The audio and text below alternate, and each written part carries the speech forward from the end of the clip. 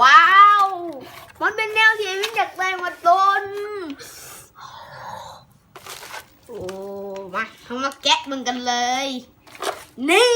มี5ครับมาเบิ่งกันเลยจ้าอันนี้น่าสิเป็นรถยังไงเป็นหูอยู่นะอ๋อรถที่พอทั้งขี่เป็นฟอร์ดแต่คนละรุ่นกะงามดีเป็นหนักทางเบิร์ดหาคันเนาะแล้วใครอยากให้วินมารีวิวเครื่องงามๆแบบนี้ต้องกดไลค์กดแชร์กดติดตามช่อง Winner Channel นำคันอยากให้วินเฮ็ดแท้เด้อเฮ้ยเดี๋ยวมันมีสีอันมันคือ Lamborghini คันที่ไอวิน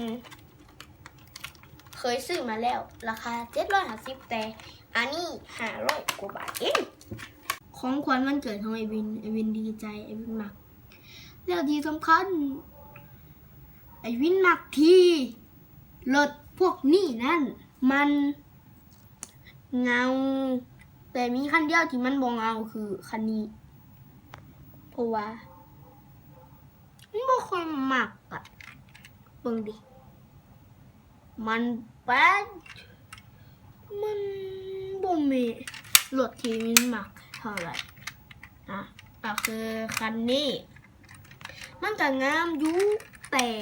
มันเป็นอะไรอ่ะมันบ่ค่อยมักแต่ก็ดีอยู่ดีกว่าวินบ่ได้นะก็คักเยี่ยมวินมักของคนวันเกิดในปีนี้ดีขันไผอยากให้วินมารีวิวเครื่องลิ้นงามๆแบบนี้ต้องกดไลค์กดแชร์กดติดตามช่อง Winner Channel กดซับตะไคร้นำที่สำคัญต้องกดกระดิ่งแจ้งเตือนเพื่อมีคลิปใหม่อัปโหลดจังได้เข้ามาเบิ่ง Winner Channel นำกันเด้อบ๊ายบาย